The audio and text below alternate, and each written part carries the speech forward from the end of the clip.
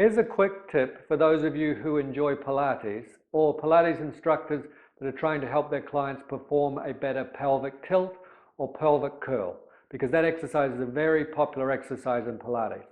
Now, this may seem weird, but you can actually facilitate a better pelvic tilt or curl by addressing dysfunction in the thoracic spine, which is the mid to upper back. Now let me make that make sense for you. The erector spinae muscles run all the way down the spine and attach to the pelvis and the lower back and sacrum. Now, if you have excessive thoracic kyphosis, which is a rounding of the upper back, it means the origin of those erector spinae muscles are going that way. That pulls the insertion, which is in part is the pelvis and lumbar spine with it, because obviously as the end of one muscle goes one way, the insertion of it is going to come with it. So the rounding of the upper back makes the pelvis tilt up at the back, which is an anterior pelvic tilt, and an overarching of the lower back, which is the opposite movement we want when we're doing a pelvic tilt or pelvic curl. Because a pelvic tilt or pelvic curl is a posterior tilting of the pelvis, or tilting the pelvis under, and a rounding of the lower back. So we need the origin of those muscles to be that way so that the insertion, which is the pelvis and the lower back, can release. So we're going to use 2 tennis balls as a self-myofascial release or self-massage technique to release those muscles in the upper back to help facilitate a better pelvic tilt and curl as a result. So I've got Ashley here, and she's going to show us that exercise. But you're going to place 2 tennis balls in a sock. You're going to put the first ball in the sock. You then can put a knot just behind that ball, because that's where the spine's going to be, because we're actually going to use these tennis balls on either side of the spine, and you don't want pressure on the spine itself. So the knot will actually protect the spine. You place the other tennis ball on top of that knot, and now you have 2 tennis balls in a sock with a space in between it for the spine. And with that end of the sock, it's easier for people to get that ball or those 2 balls behind them. So Ashley's going to grab a pillow. The reason why she's going to grab quite a big pillow is I'll explain that in a minute, and it's very important that you do use a large pillow when you first introduce your clients to this exercise or doing it yourself. So you're going to place those balls, Ashley, at about bra height on either side of the spine. And she's going to lie back over those balls. Perfect.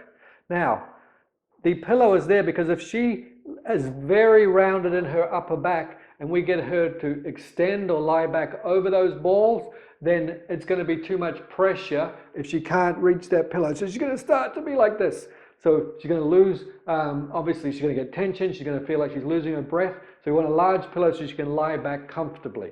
Now, she's got those balls placed on either side of the spine of her thoracic spine. She's going to tilt her pelvis, because remember, we want the lower back to not arch. We want it to tilt, and we want to encourage arching of the upper back. Do you feel a tight spot? And let's hug ourselves as well. Perfect. That will get the shoulder blades out the way. Is that too much? It's a little too much. I see that Ashley, she took a breath, so she was trying to relax. Just let go of your pelvis. Good. So that will enable her to cheat a little bit, because at the start she's a little bit tight. So we're going to allow her to arch her lower back so that she's arching her upper back and lower back to try to roll over those balls. You feel okay with it when you let go of the pelvis? Yeah. Perfect. Now scooch a little bit so that the balls go to a new spot. You can bring the pillow with you. So grab the pillow, make sure it comes with you. Wonderful. And like I said, it's very important that you use a large pillow to begin with, so it's not too much too soon. You can always decrease that pillow as the upper back releases. No problem? So she can increase the pressure to the balls by performing a little pelvic tilt. You okay? You don't have to do it too much. Good. Now she's going to do all the spots of her thoracic spine. So she's starting to get extension in her thoracic spine, which will, remember, move the origin of those muscles that way, which will enable the pelvis to release, so that when she has better extension in her thoracic spine, she'll be able to perform that pelvic tilt or pelvic curl more correctly. Let's imagine we've done that for 3 to 5 minutes, doing all those spots up the thoracic spine. Roll to the side for me. Good, and roll back.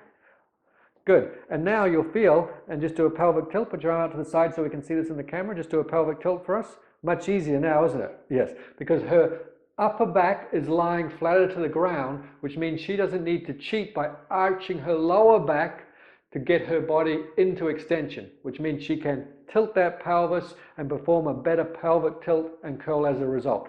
So next time you're having problems performing a pelvic tilt or curl in Pilates, Try this exercise to encourage better movement of the thoracic spine, and you'll feel that your lumbar spine and pelvis functions that much better.